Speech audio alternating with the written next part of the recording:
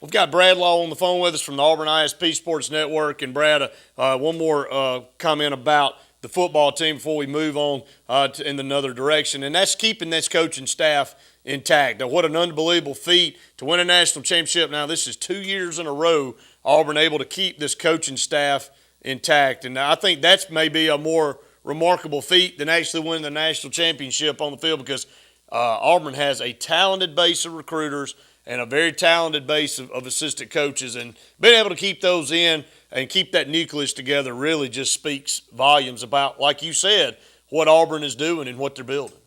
Well, I said this on my show this afternoon. When Gene Chizik talks about the chemistry on this team being unlike any other he's ever been around, I think that starts with him. Now, he'll never take credit for that, but you hear so often that teams take on the characteristics of their coach. And what Gene Chizik has done is built a staff of guys that he believes in. They didn't all come with him from Iowa State. Jay Boulware did, the special teams coach, but he wanted to pull the best coaches from everywhere and bring them to a place and share the same vision and pull in the same direction as he's going.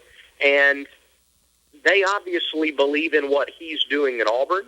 They believe that you can do giant, elite things at Auburn, and they showed that this year by winning the championship. And they also believe that you can do it more than once because, again, they will remain intact for another season. So I think it starts with Gene Chizik, starts with the administration at Auburn, and it's kind of a sign that these really smart, career-driven guys, these are guys, most of them want to be head coaches, but they're not in a rush to leave Auburn. It tells me that they view Auburn as a place where they can get a head coaching job or a better job, maybe a coordinator for a position coach.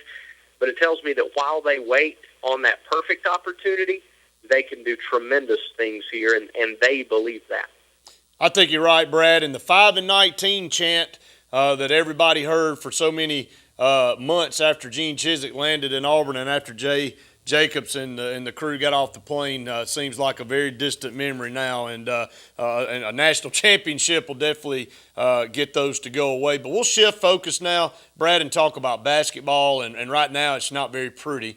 You go from something that is very pretty in the Auburn football team this past year to the Auburn basketball team, and a team that really, really, really is struggling. I know they had a big win a week or two ago against Florida State, but conference right now looking tough to even find one win on the schedule. Well, basketball's a funny game, and one player can make an awful lot of difference, but more than anything else, confidence matters in basketball. And you're looking at an Auburn team that beat Florida State, and it was Frankie Sullivan's fourth or fifth game back from an injury, and he makes a difference on the floor. Well, conference season starts. His knee is acting up. He won't play the rest of the year. He's going to apply for medical hardship red shirt. So, now you're looking at a team without its best player on the floor, and someone else has to step up and shoot better at the beginning of a game. I mean, they were down to LSU 32-6 at the half, down to Kentucky 24-5 at one point, down to Mississippi State just 2 days ago, 22-3. Early, looking around for someone to step up, make a big shot, make a big steal, make the smart pass, not be intimidated, be ready to step up in the absence of the team's leader and top returning scorer from a year ago. I think the game Thursday against Florida will be the first since it was official that Frankie would miss the rest of the season. And I just wonder if these last couple of days in practice, if the rest of the week in practice, Tony Barbee won't really hammer on his guys that Frankie's not an option. So someone else has to, again, step up and knock down some shots at the beginning of a game. That's how Auburn beat Florida State, is guys who have low three-point percentages drilled some big threes early in that game, and then they were able to answer every single punch that Florida State threw. So that's going to be the key the rest of the way. Auburn's not going to have the talent advantage.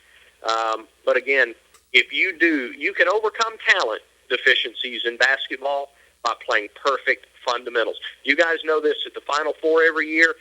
You're going to have several games in Birmingham at the high school level. It's the same high school, college, pro. If a coach tells you to be in a specific spot and make a specific pass or do so. When you're doing exactly what the coach says, the way he says do it, and you're in the perfect spot, you can overcome some talent deficiencies, and Auburn will have to rely on that this SEC season.